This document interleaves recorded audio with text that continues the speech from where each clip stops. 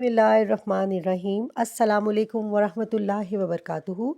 क्या आप जानते हैं एक ऐसा दरूद भी है जिसे पढ़ने से रिज़्क़ में बरकत, मुश्किलात में आसानी और ज़िंदगी में हैरान कुन तब्दीलियाँ आती हैं। और हैरान कुन बात यह है कि ये वही दरूद है जो हम हर नमाज में पढ़ते हैं, दरूद इब्राहीमी। अगर कोई शख्स इस दरूद को मोहब्बत के साथ कसरत से पढ़ना शुरू कर दे तो अल्लाह ताला इसकी ज़िंदगी में ऐसी बरकतें डाल देता है जिनका वो तसव्वुर भी नहीं कर सकता। कुरान पाक में अल्लाह ताला फरमाते हैं, इन्नल्लाहा व मलाइकातुहू युसल्लूना अलन नबी या अय्युहल्लज़ीना आमनू सल्लु अलैहि वसल्लमु तस्लीमन। सूरह अल-अहज़ाब आयत नंबर 56। तर्जमा, बेशक अल्लाह और इसके फरिश्ते नबी सल्लल्लाहु अलैहि वसल्लम पर दरूद भेजते हैं। ए ईमान वालो, तुम भी इन पर दरूद व सलाम भेजा करो। और हदीस में आता है, नबी करीम सल्लल्लाहु अलैहि वसल्लम ने फरमाया, जो शख्स मुझ पर एक मर्तबा दरूद भेजता है अल्लाह इस पर 10 रहमतें नाजिल फरमाता है। सही मुस्लिम।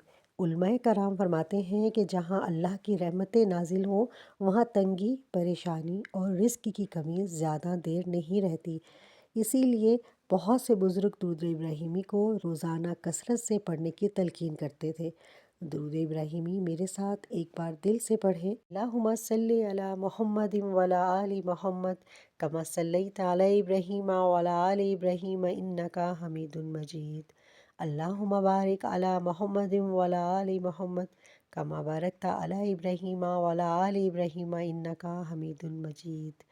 इस वजीफ़े का तरीका नहायत आसान है। आपने रोज़ाना हर नमाज के बाद 100 मरतबा दरूद इब्राहीमी पढ़ना है, यानी पाँचों नमाज़ों के बाद अगर आप ये दरूद पढ़ते हैं तो दिन में 500 मरतबा दरूद इब्राहीमी हो जाएगा।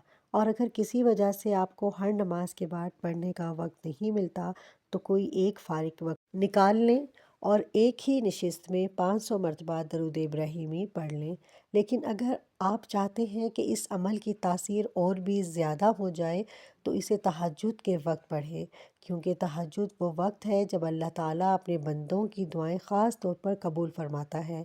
इस वक्त पढ़ा गया दरूद दिल को नूर देता है और ज़िंदगी में बरकत के दरवाज़े खोल देता है। याद रखें, दरूद पाक वो ख़जाना है जिससे बंदा जितना लेना चाहता है अल्लाह इससे कहीं ज़्यादा अता फरमा देता है। आखिर में एक दिल से दुआ है, अल्लाह ताला इस दरूद पाक के सदक़े जिसके तुफ़ैल अल्लाह ने दो जहां पैदा फरमाए, हमें पैदा फरमाया और आपको पैदा फरमाया, अल्लाह आपकी हर परेशानी दूर फरमाए, अल्लाह आपके रिज़्क़ में बरकत अता फरमाए, आपकी माली मुश्किलात आसान फरमाए।